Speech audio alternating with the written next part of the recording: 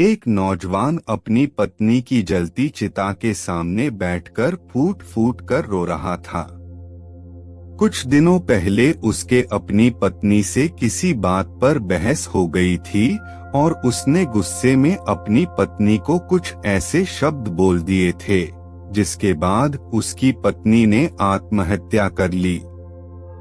बिलख बिलख कर रोते हुए वो एक ही बात बार बार दोहरा रहा था कि मुझे इस बात का कभी कोई एहसास नहीं था, कोई अंदाजा भी नहीं था कि मेरे शब्द किसी की जान ले सकते हैं।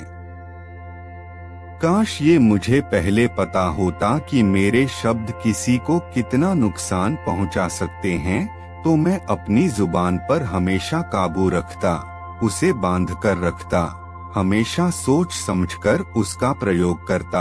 लेकिन मैं ना समझ रहा हूँ, मैं मूर्ख हूँ और मेरी मूर्खता के कारण तुमने अपनी जान दे दी। अब चंदन को अपने किए पर बहुत पछतावा हो रहा था। अगर इस गलती को ठीक करने का कोई भी उपाय होता तो चंदन अपनी जान पर खेलकर भी ये गलती सुधार लेता। लेकिन इस गलती को सुधारना नामुमकिन था, क्योंकि इसके लिए उसे अतीत में वापस जाकर अपने वो शब्द वापस लेने होंगे और जिस तरह धनुष से निकला हुआ तीर कभी वापस नहीं हो सकता, उसी प्रकार जुबान से निकले हुए शब्द कभी वापस नहीं होते। नमो बुद्धाय दोस्तों, आज चंदन की कहानी के माध्यम से हम जानेंगे एक ही शब्दों में कितनी ताकत होती है। एक बुद्धिमान आदमी किस तरह अपने शब्दों का सही उपयोग करके कामयाब बनता है और एक मूर्ख आदमी किस तरह अपने शब्दों के जाल में फंसकर जीवन भर पछताता रहता है। बेहोशी में, गुस्से में या फिर मूर्खता में हम कुछ ऐसे शब्द बोल जाते हैं जिसका पछतावा हमें हमेशा रहता है। हम सबके जीवन में ये घटनाएं घटती रहती है। इसीलिए ये कहानी किसी व्यक्ति विशेष के लिए नहीं है, बल्कि पूरे समुदाय के लिए है, पूरे समाज के लिए है। सबको सुननी चाहिए, क्योंकि आखिरकार शब्दों से ही रिश्ते बनते हैं और शब्दों से ही अपने रूठते हैं। शब्दों में ही वो ताकत होती है जिससे एक अच्छा नेता लाखों लोगों के दिलों पर राज करता है। कहानी पर वापस लौटते हैं। अपनी पत्नी की मृत्यु के बाद चंदन बहुत उदास रहने लगा था। उसका किसी काम में मन नहीं लगता था। वो अपनी पत्नी की मौत का जिम्मेदार स्वयं को मानता था। इसीलिए उसकी खुद की भी जीने की इच्छा बिल्कुल खत्म हो चुकी थी। जब वो अपनी पत्नी की चिता के पास बैठा पश्चाताप कर रहा था, तभी वहां से एक सन्यासी अपने कुछ शिष्यों के साथ अपने आश्रम की तरफ जा रहे थे। जब उन्होंने किसी के रोने की आवाज सुनी तो वह उस आवाज की दिशा में आगे बढ़ने लगे। सन्यासी ने पाया कि रात के समय पूरा शमशान घाट खाली पड़ा हुआ था और वहीं पर एक चिता के सामने एक आदमी बैठकर बिलख बिलख कर रो रहा था। उस आदमी को दिलासा देते हुए जब सन्यासी को ये पता चला कि उसके शब्दों के कारण उसकी पत्नी ने आत्महत्या कर ली, तो उसने अपने सभी शिष्यों के साथ उस आदमी को भी जीवन की अनमोल सीख देने की सोची। उस बौद्ध भिक्षु ने कहना शुरू किया कि हमारे शब्द दुनिया के सबसे ताकतवर हथियार होते हैं। हमारे शब्द बिना कोई खून खराबा की एक किसी की भी जान ले सकते हैं और इसके विपरीत हमारे दुश्मन को हमारे शब्द हमारा सबसे अच्छा दोस्त भी बना सकते हैं। इसीलिए इंसान को अपने शब्द सोच समझकर चुनने चाहिए, क्योंकि अक्सर हम ये भूल जाते हैं कि हमारे शब्द दूसरों पर क्या प्रभाव डालेंगे। शब्दों के बारे में सबसे पहली बात जो जानने योग्य होती है वो ये है कि जो जितना कम बोलता है उसके शब्द उतनी ही ज्यादा प्रभावशाली होते हैं, और जो जितना ज्यादा बोलता है लोग उसको उतना ही कम सुनना पसंद करते हैं। इसको ऐसे समझो कि बाजार में जो वस्तु ज्यादा मात्रा में उपलब्ध होती है लोग उसको उतना ही कम खरीदना चाहते हैं, तभी तो वो बाजार में ज्यादा उपलब्ध है। और वहीं पर जो वस्तु बाजार में कम मात्रा में उपलब्ध है लोग उसको उतना ही ज्यादा खरीदना चाहते हैं। उसकी डिमांड उतनी ही ज्यादा होती है, और यही बात हमारे शब्दों पर भी लागू होती है। हमने अपने आसपास ऐसे बहुत से लोगों को देखा होगा जो बेवजह है हमेशा बोलते ही रहते हैं, लेकिन उनकी बातों को कोई गंभीरता से नहीं लेता।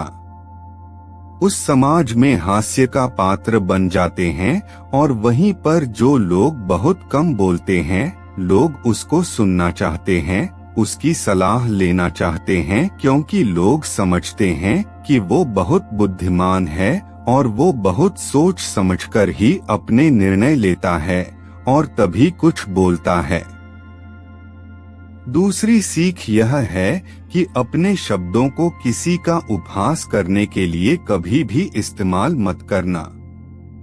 शीशमहल में जब दुर्योधन धोखा खाकर गिर पड़ा था, जब द्रौपदी की हंसी वहां पर छूट गई थी और जिसके कारण दुर्योधन के मन में उसके प्रति कड़वाहट पैदा हो गई थी, और उसी दिन उसने उससे बदला लेने का निश्चय कर लिया था।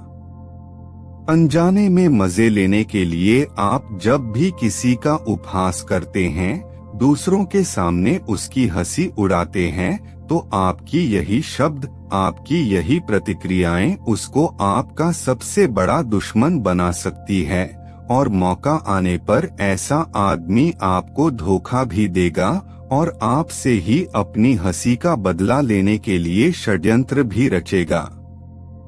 आपको यह जानकर आश्चर्य होगा कि एक बेटे और पिता के बीच दूरियां बनने का ये एक बड़ा कारण होता है।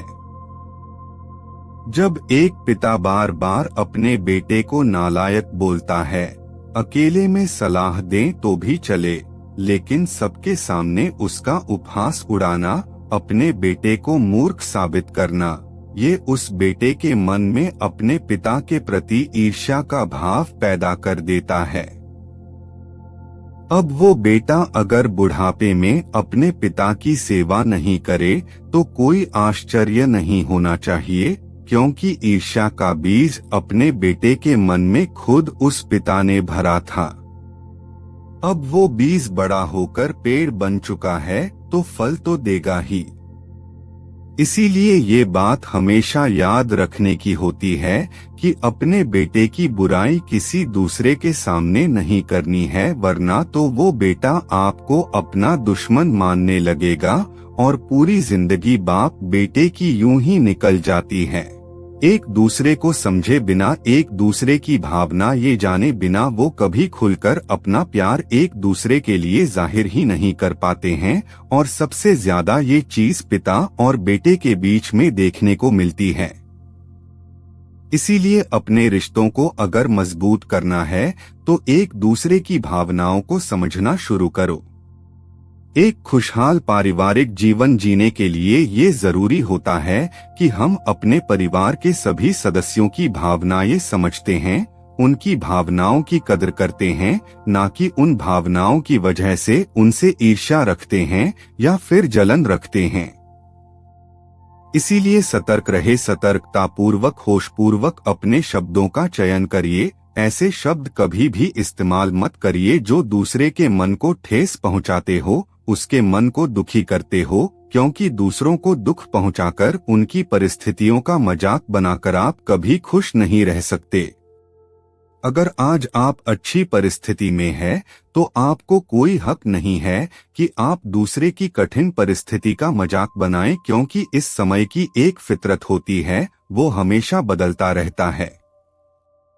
आज आपका अच्छा समय चल रहा है, तो हो सकता है कि कल आपका समय बदल जाए, और बदलते समय में जब आपका कोई मजाक बनाएगा तो आपको कितना बुरा लगेगा। इसी प्रकार दूसरे लोगों को भी आपकी बातें चुभती है, लेकिन आपको उस बात का एहसास नहीं हो पाता है।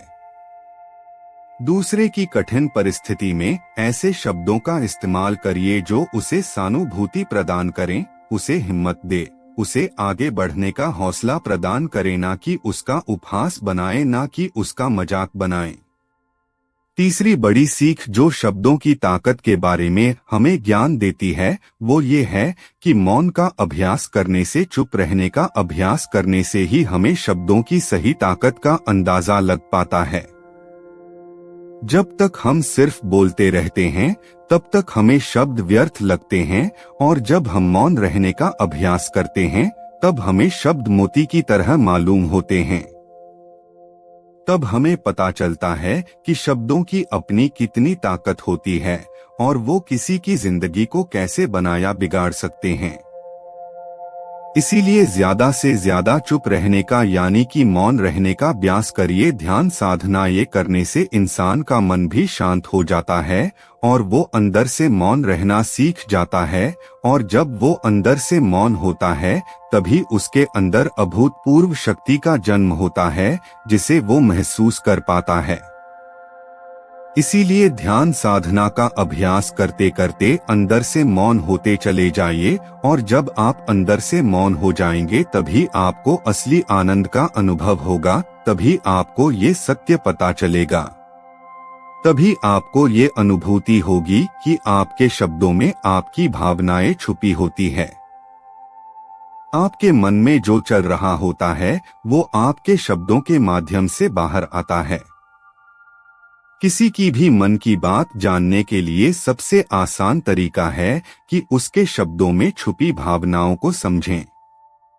हो सकता है ऊपर से कोई आदमी आपकी तारीफ कर रहा हो, लेकिन उसके मन में आपके प्रति घृणा भरी हो, तो वो बात आपको उसके शब्दों के बोलने के तरीके से, उसके चेहरे के हाव भाव से और उसकी भावनाओं से पता चल जाएंगे। अगर आप होशपूर्वक उसको देखेंगे, उसको सुनेंगे, उसको महसूस करने की कोशिश करेंगे, तो साफ साफ आपको दिखने लगेगा कि ये आदमी झूठ बोल रहा है या फिर सच बोल रहा है, क्योंकि शब्दों के पीछे भावनाएं छुपी होती है। उन भावनाओं को पकड़ना सीखिए, उसके बाद आप जीवन में कभी धोखा नहीं खाएंगे। दूसरों के झूठे शब्द जाल में आप कभी नहीं फंसेंगे। लोगों की पहचान करने की शक्ति यहीं से जन्म लेती है। कौन इंसान कैसा है, भविष्य में आपके रिश्ते उसके साथ कैसे रहेंगे, इसका अंदाजा आप यहीं से लगा सकते हैं। और आखिरी और सबसे महत्वपूर्ण बात जो समझने की होती है, वह यह है कि शब्दों से ही रिश्ते बनते हैं और शब्दों से ही अपने रूठते हैं। इसीलिए जो भी आपके करीब है, जो भी आपके प्रति सहानुभूति रखते हैं, या फिर जो भी लोग भावनात्मक रूप से कमजोर है, जिनके ऊपर आपके शब्दों का असर बहुत जल्दी होता है, उनसे हमेशा सोच समझकर बात करें। कोई भी उनसे ऐसी बात ना बोले जिनसे उनकी भावनाएं आहत हो जाए, क्योंकि अगर आपके शब्दों के माध्यम से उनकी भावनाएं आहत होंगी तो आपके रिश्तों में कड़वाहट आएंगी, आपके घर में सुख शांति गायब हो जाएगी, हमेशा तनाव में रहने लगेंगे। आप जब अपने रूठ जाते हैं तो हम भी तनावग्रस्त हो जाते हैं। इसीलिए अपनों को हमेशा खुश रखिए, अच्छे शब्दों का इस्तेमाल करिए। अक्सर गुस्से में उत्तेजित होकर खींचकर हम कुछ ऐसे शब्द बोल जाते हैं जिनका पछतावा हमें हमेशा रहता है।